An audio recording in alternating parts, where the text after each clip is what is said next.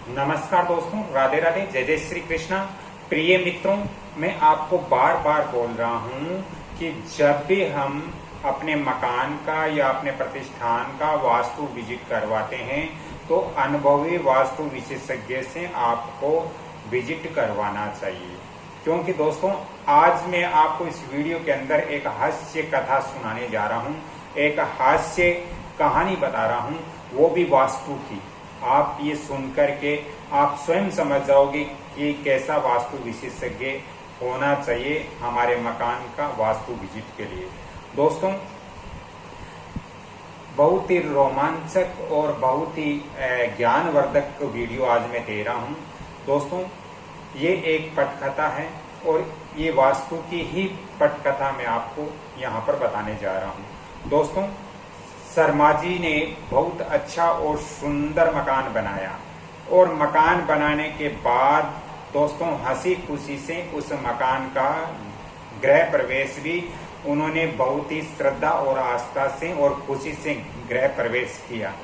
दोस्तों, गृह प्रवेश करते ही ठीक अगले दिन उस घर के जो पड़ोसी थे उन्होंने शर्मा जी से कहा कि शर्मा जी, आपने घर बनवा लिया, गृह प्रवेश कर लिया, लेकिन क्या आपने अपने मकान का वास्तु विजिट करवाया है या नहीं करवाया है? तो शर्मा जी ने कहा, मैं वास्तु विजिट अभी तक नहीं करवाया हूं। तो पड़ोसी ने कहा, ओहो, ये तो बहुत बड़ी गलती की आपने, इस मकान में आपको परेशानी होने वाली है। तो शर्मा जी बेचारे बेचैन हो गए, झट से फोन उठाया और किसी वास्तु विशेषज्ञ के यहाँ फोन लगाया। दोस्तों, वास्तु विशेषज्ञ को शर्मा जी ने बुलाया और वास्तु गुरु ऐसे थे कि बिल्कुल भी उनको अनुभव वास्तु का नहीं था। दोस्तों, वास्तु शास्त्री का नाम था ब्रोकेश शास्त्री। दोस्तों, ब्रोकेश शास्त्री जी को उन्होंने बुलाया। शास्त्री जी हाथ के अंदर नकली कंपास और आंखों पर नीला चश्मा लगाए हुए शास्त्री जी वहां पर पहुंचे।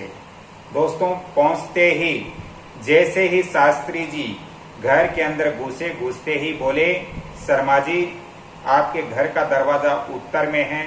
ओहो, ये तो दुख दिशा द्वार है, इससे आप यहां से हटा करके इसको दक्षिण दिशा में लगा दीजिए।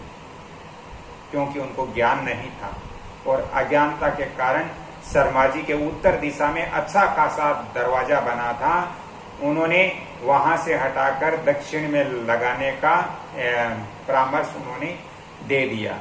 दोस्तों, शर्मा जी ने तुरंत कहा कि दक्षिण दिशा में तो घर की दीवार है। तो शास्त्री जी फिर बोले कि दीवार को बदल दो वरना जीवन बदल जाएगा। दोस्तों, आप यहाँ पर गौर कीजिए कि उत्तर का द्वार मकान के अंदर बहुत अच्छी स्थिति में था, लेकिन शास्त्री जी अज्ञान थे, इसलिए उन्होंने दक्षिण में द्वार का निर्देश दे दिया और दक्षिण में दीवार थी, उनको वहां से हटाने के लिए बोल दिया।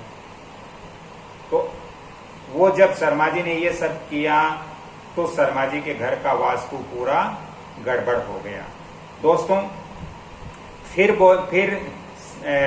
जो शास्त्री जी थे वो आगे बढ़े और फिर आगे बढ़ते हुए बेडरूम की तरफ गए और बोला, ओहो, घर का बेडरूम भी बहुत गलत दिशा में है, अब से आप बेडरूम में नहीं सोया करें, आप छत पर सोया करें, इससे आपको अच्छी नींद आएगी। दोस्तों, ऐसे वास्तु शास्त्री से बच के रहना बहुत जरूरी होता है।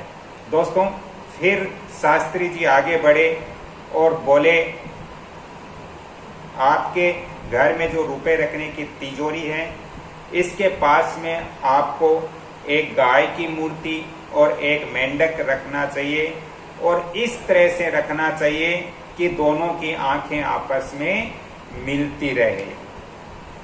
अगर ऐसा करते हो तो आपके घर में आय है वो बढ़ेगी और खर्च है वो कम होगा।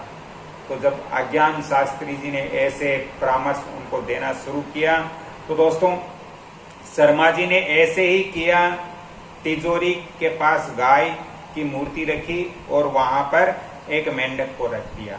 दोस्तों वो नतीजा क्या निकला? नतीजा ये निकला कि तिजोरी का ताला जाम हो गया और मेंढक को बिल्ली खा गई।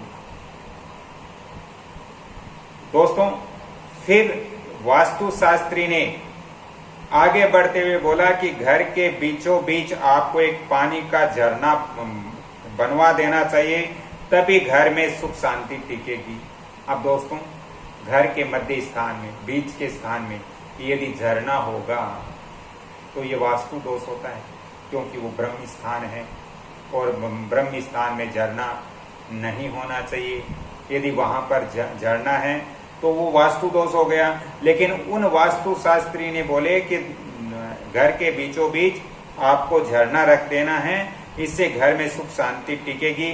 शर्मा जी ने वहां पर मोटर लगवाई, घर में पानी निकाला और वो पानी पड़ोस के घर में चला गया। और जब पड़ोस का घर पानी से भरा तो दोस्तों पड़ोसी ने शर्मा जी के ऊपर केस कर दिया।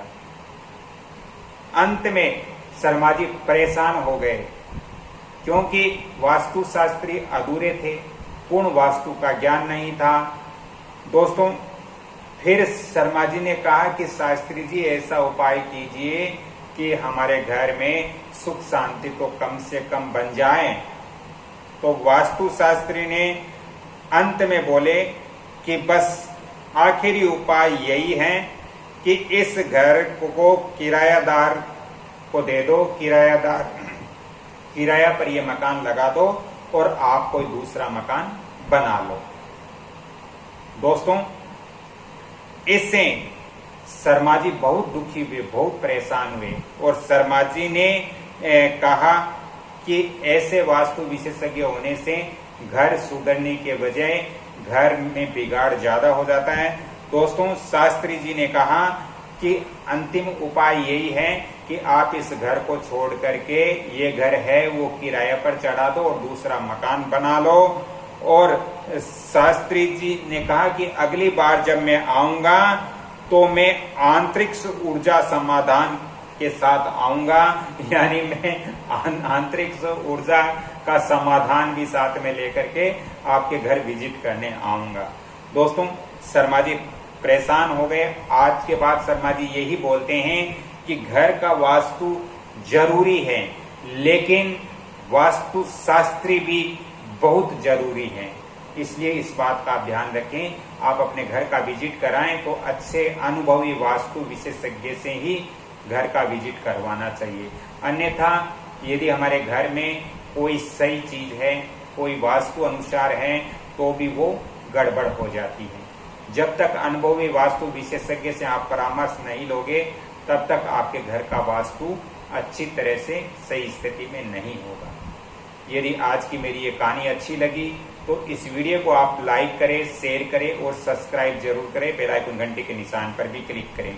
अगली कड़ी में फिर मिलता हूं, तब तक के लिए आपसे क्षमा चाहता हूं। जय श्री कृष्णा, धन्यवाद।